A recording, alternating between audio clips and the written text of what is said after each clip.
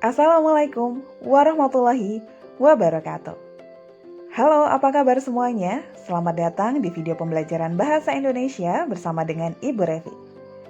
Baik, pada video pembelajaran kali ini kita masih akan membahas terkait bab teks prosedur ya. Nah, materi apa saja yang akan kita bahas pada video kali ini? Yuk kita simak video berikut.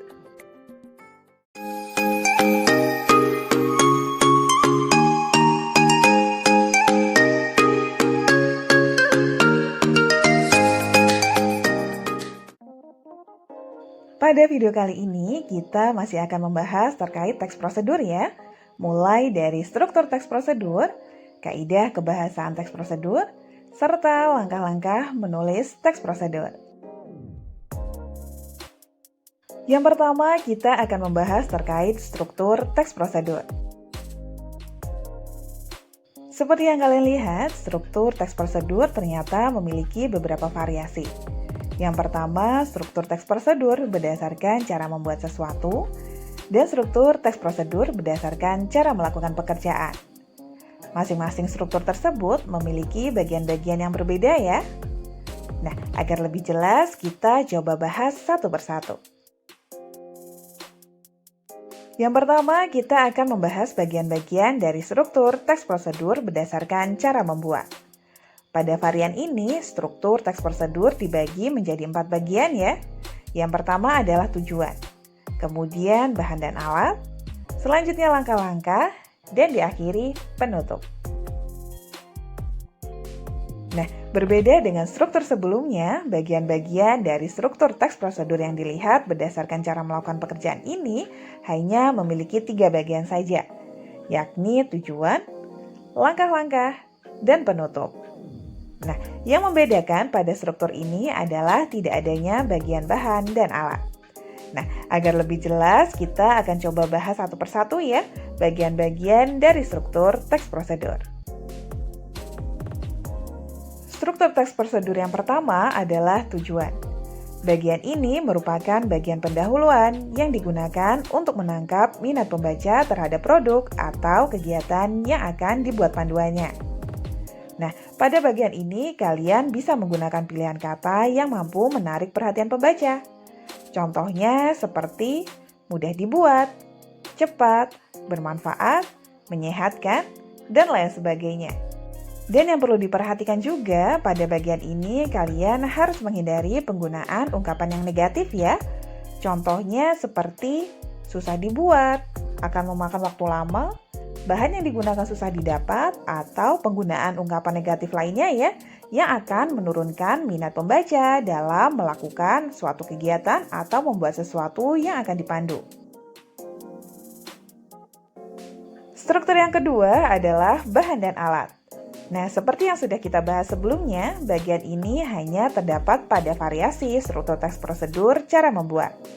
Karena dalam membuat sesuatu, kalian pasti akan membutuhkan bahan dan alat ya. Contohnya seperti yang sudah ditampilkan berikut. Struktur yang berikutnya adalah langkah-langkah. Bagian ini merupakan bagian inti dari tujuan teks prosedur, yang berisi tahapan-tahapan atau urutan kronologis suatu kegiatan termasuk hal-hal yang perlu diperhatikan. Nah, selain itu, penyajian bagian langkah-langkah pada sebuah teks prosedur dapat disajikan dalam 2 bentuk ya. Yang pertama dalam bentuk penomoran pada setiap langkahnya. Contohnya dapat kalian lihat seperti contoh langkah-langkah yang ditampilkan berikut.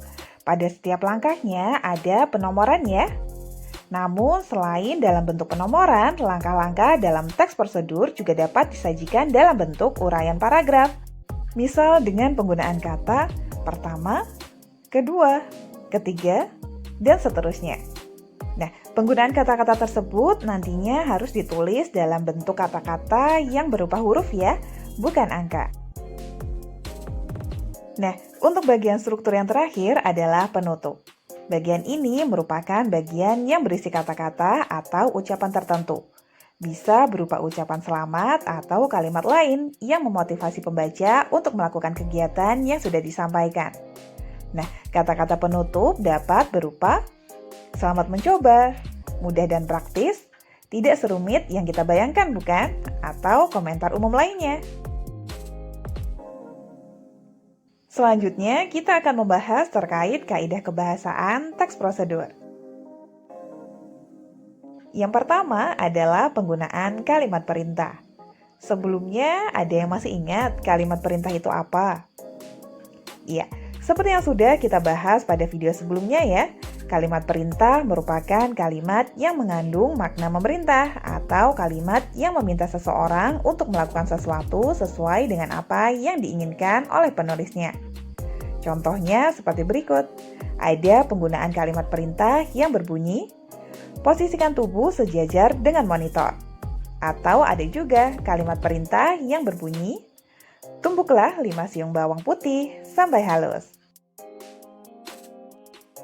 Yang kedua adalah penggunaan kata kerja pasif. Nah, bentuk pasif dalam sebuah teks prosedur digunakan untuk menyatakan tentang proses.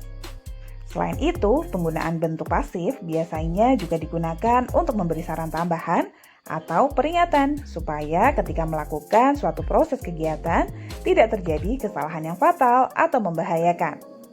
Nah, kata kerja pasif juga biasanya diawali dengan awalan di. Contohnya seperti berikut. Puding sebaiknya disimpan dalam kulkas. Nah, awalan di pada kata disimpan merupakan salah satu contoh kata kerja pasif ya. Kaidah kebahasan berikutnya adalah penggunaan kriteria atau batasan. Seperti yang sudah kalian ketahui ya, teks prosedur dibuat agar pembaca bisa melakukan seperti apa yang ditulis oleh penulis. Maka dari itu, penggunaan kriteria atau batasan yang jelas sangat dibutuhkan untuk menunjang keberhasilan suatu kegiatan. Contohnya seperti berikut. Ada kalimat yang menggunakan kriteria tertentu seperti bentuklah adonan menjadi bola-bola kecil. Selain itu, ada juga contoh kalimat yang menggunakan batasan tertentu, seperti 275 gram tepung terigu.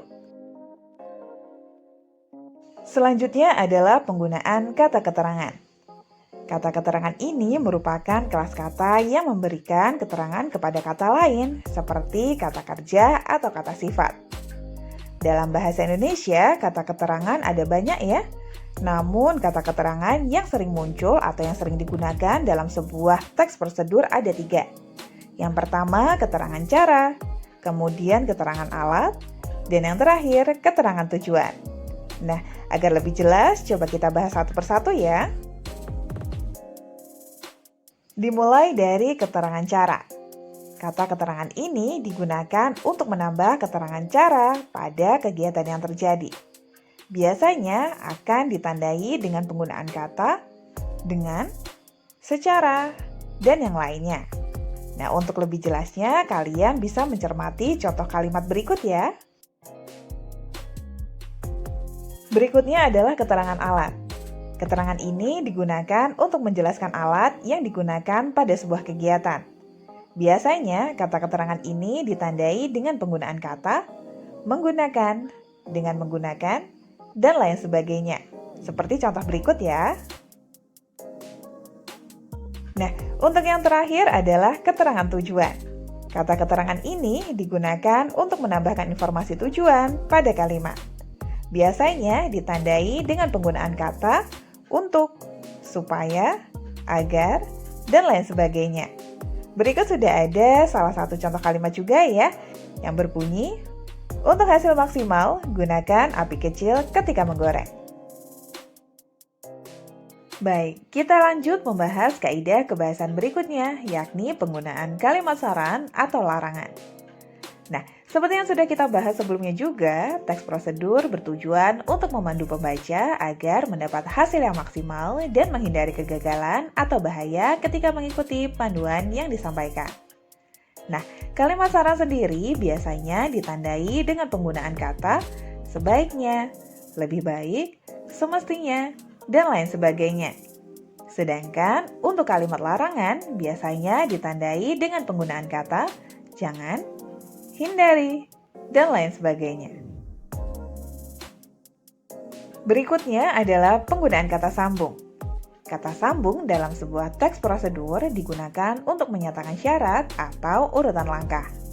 Nah, kata sambung yang sering digunakan contohnya kemudian, sekarang, berikutnya, Setelah itu, lalu, sebelum, jika, seandainya, dan lain sebagainya. Baik, untuk kaidah kebahasan yang terakhir adalah penggunaan akhiran i dan kan. Nah, untuk penggunaan akhiran i pada sebuah teks prosedur digunakan apabila objek kalimat tidak bergerak. Kebalikan dengan penggunaan akhiran i, akhiran kan digunakan apabila objek kalimat bergerak. Contohnya seperti kalimat yang berbunyi, lumuri loyang dengan mentega. Nah, akhiran i pada kata lumuri menyatakan bahwa loyang sebagai objek kalimat itu tidak bergerak ya. Berbeda dengan kalimat yang berbunyi, lumurkan mentega pada loyang. Nah, pada kalimat ini yang menjadi objek kalimat adalah menteganya. Ditambah penggunaan akhiran kan pada kata lumurkan menyatakan bahwa mentega sebagai objek kalimat dapat bergerak. Yang terakhir kita akan membahas terkait langkah-langkah menulis teks prosedur. Dalam menulis teks prosedur ada beberapa langkah yang harus kalian perhatikan. Yang pertama adalah menentukan topik. Pada tahap ini, kalian bisa menentukan prosedur apa yang ingin kalian pandu. Apakah cara membuat mainan dari kulit jeruk, atau cara membuat akun di Google Classroom, atau topik lainnya yang kalian minati. Langkah selanjutnya, kalian dapat mengumpulkan sumber informasi yang dapat kalian peroleh melalui media cetak atau media elektronik. Atau sumber informasi juga dapat kalian dapatkan ya melalui wawancara kepada tokoh atau orang yang memahami topik yang akan kalian tulis. Nah, langkah berikutnya adalah mengembangkan informasi yang telah kalian kumpulkan. Nah, pada tahap ini, kalian bisa menyusunnya ke dalam langkah-langkah yang saling berkaitan ya. Sedangkan, untuk langkah yang terakhir adalah menyusun teks prosedur secara utuh. Nah, jangan lupa pastikan kalian menyusunnya dengan memperhatikan struktur dan juga kaidah kebahasaan yang ada. Baik, demikian tadi untuk video pembelajaran kali ini. Semoga ilmu yang diberikan bermanfaat dan sampai jumpa di video pembelajaran selanjutnya. Wassalamualaikum warahmatullahi wabarakatuh.